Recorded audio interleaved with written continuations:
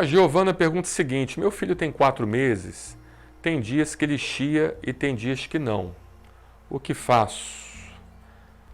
Giovana, assim, o que tem que fazer é conversar com o seu pediatra. Eu sei que você já deve ter falado com ele, né? Mas precisa fazer o diagnóstico diferencial e assim é muito difícil, com pouquíssimas palavras, sem examinar o paciente, eu dizer para você o que deve ser feito ou não, né? A gente bate um papo aqui, tenta te ajudar de alguma forma mais para o conhecimento, para que você coloque essas perguntas ao pediatra, porque às vezes passou desapercebido determinados detalhes, né?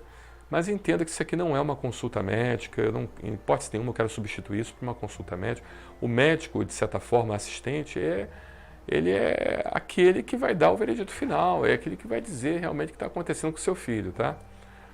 Mas pensa na possibilidade de refluxo, né? Não está fazendo o coágulo do leite adequadamente, aquele coágulo, então, não feito adequadamente, fazendo com que ele reflua com mais facilidade, é uma possibilidade, entende?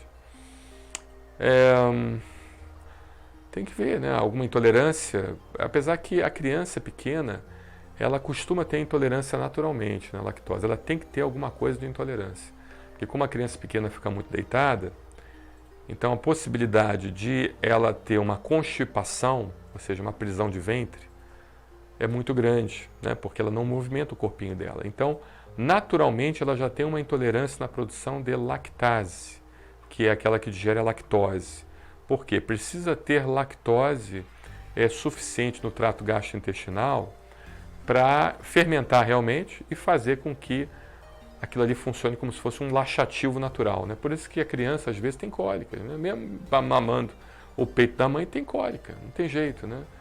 Porque está mamando o peito da mãe e não tinha que ter cólica. Tem que ter cólica sim, principalmente se for uma criança que de certa forma já tem uma tendência a ter problemas com o leite de vaca que a mãe se alimenta, porque às vezes a mãe se alimenta de leite de vaca, de manteiga, de requeijão e tal, e aquilo ali acaba passando para a criança. Mas mesmo sem se alimentar do leite de vaca e requeijão, a própria lactose que o leite da mãe produz, ela já é suficiente para dar um certo desconforto abdominal fisiológico natural, fazendo com que a criança então não fique com prisão de ventre, com constipação e consiga evacuar mesmo sem a movimentação do corpinho dela, que ela tem que ficar deitadinha, né? Agora tem que ver tudo isso, né? Tem que ver se ela está produzindo demasiados gases, se ela realmente está com uma intolerância à lactose importante, se a intolerância à lactose, por sua vez, dificultando então a fluidez, né, do trato gastrointestinal, né? E então fazendo então um refluxo e causando chiado. Então quem vai resolver isso é o pediatra. Não tem jeito, né? Minha mãe inclusive é pediatra há muitos anos, né?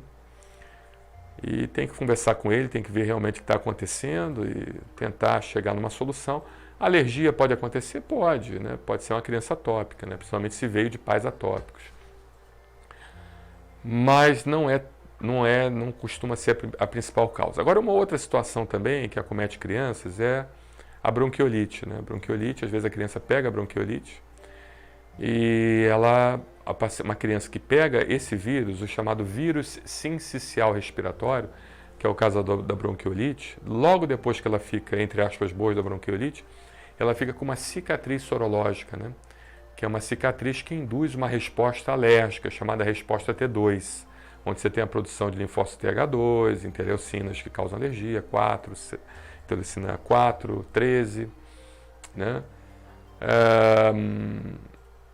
E, de certa forma, isso acaba favorecendo, então, o aparecimento da asma, ou seja, de um quadro de bronquite levando à asma. Então, uma criança com bronquiolite é uma criança que tem muito mais chance de ter asma do que uma criança sem bronquiolite, tá bom?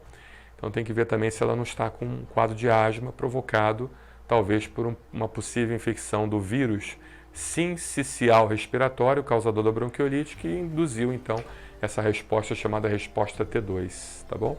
É algo também você colocar na mesa do pediatra e bater um papo com ele, tá? Então é basicamente isso. É difícil a gente aqui, de certa forma, entender o que está acontecendo com ela. Em nenhum momento eu quero substituir isso por uma consulta médica, live. É irresponsabilidade minha se eu falasse, não, confia no que eu estou te falando, é isso aí. Não é. Isso aqui é só um bate-papo mesmo para nós melhorarmos o nosso conhecimento geral e nos tornarmos mais inteligentes, né, no aspecto de nos cuidarmos, né? Então, assim, leva isso para o pediatra e tenta uma resolução dessa situação, tá bom? Existe também a questão do coágulo. Às vezes o coágulo não é formado adequadamente, então a criança acaba refluindo maior. No estômago, né? A criança mama, não consegue formar o coágulo adequadamente, então acaba refluindo. Existe também essa possibilidade, que o coágulo deixa o leite mais denso, né? Consequentemente, e faz com que a criança reflua menos, tá bom? A gente atende muito pouca criança pequena no projeto, tá?